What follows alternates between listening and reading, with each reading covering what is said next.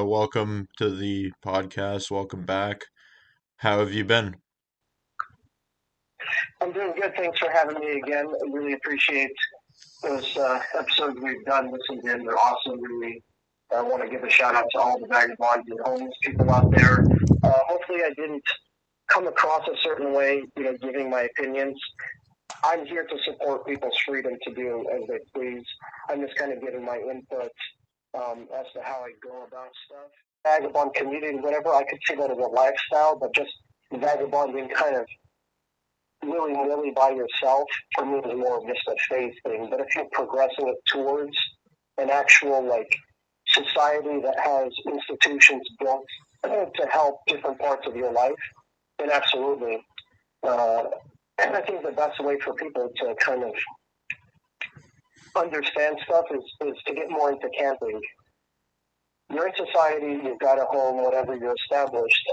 You want to get more into this. I really think if you get to be very good at camping, that's going to be your best entry point in order to do this lifestyle and build all the survival skills you can. And once you get comfortable operating outdoors and hiking around, carrying a pack on your back, you also need ways to make money. And that's where you're going to have to research what's something valuable I can learn that can make me some good cash, that I can make cash here and there pretty easily. And now you have a way to sustain that. So you've developed survival skills and you've developed a way to sustain that by a method of making money. Because you're going to need resources, obviously, to fund it. So I'd say those are the two pillars. Be the best survivalist you can and find a way to make money easily and outside of the regular system, so to speak. Yeah, I find it's like an odd balance between your skill set and how much you depend on the things around you. Like if you look at a dude like Dick Prenicky, he went up to Alaska for, I guess, his retirement, but he just brought a bunch of tool heads and then made his own tool handles and just built a log cabin and lived out there for years. And he, on his own, was able to create somewhat of a decent life for himself. So my thought was kind of if the vagabond community, once there's enough people willing to dive nose deep into it and then try and find something better, that together, if you go for that sort of lifestyle, you could live somewhat like the Native Americans did before like Western civilization here. That's a great concept. It reminds me of on Netflix. Have you heard of Wild Country? I think it's called. Was that the cult one? Yes, this reminds me of a cult. I'm not saying cult in a negative way, but what these Rajneesh did in Oregon, which I'm from. They went to Central Oregon, bought a big piece of land, and they formed a community there. So I see a vagabond, concept following something like that, very similar. And what did those people have? They were able to fundraise and build something like that. So it requires making money within traditional society in order to fund something like that. And then you bring the community together, and they had a self-sustaining, city out there. So it's definitely been there, done that. It's definitely feasible. The funny thing is actually one of my teachers at the electrical training center. He was part of the group from Oregon that went to inspect that site after it got disbanded, and he was saying they were able to get through a lot of loopholes because they did temp installations. So within code, you can get away with a lot more of things that are labeled as temporary, even though they're supposed to be living it permanently. You can find loopholes by doing things in a temp way. So that's a way to kind of hold off authorities. And then they also said that when they drained the pond, they found a shit ton of weapons. So when these people were fleeing, they threw all their weapons in this pond. So I found that was kind of like a little interesting side note that I had a teacher that went in as part of the inspection team. I worked with a dude that was saying that he wanted a cottage and he had the land for it, but then he couldn't get the permit to accept like a living residence in it.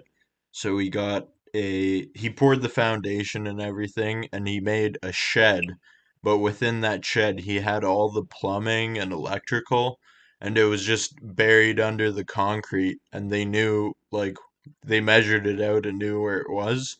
And then after it got inspected by like the city inspector or whatever, the home inspector, they came with jackhammers and just jackhammered out all the PVC pipes and whatnot and all the like electrical they needed and they built a full cottage.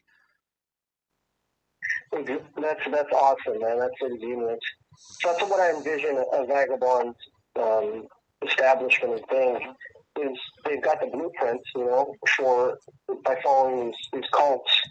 It's been there, done that. It's feasible, and there's loopholes to exploit to kind of keep people off you and to buy your time. Unfortunately, for me, it sucks, but you know that society, the powers that be, are going to sniff that out, and they're going to do whatever it takes to constantly barrage you and try to bring you to your knees.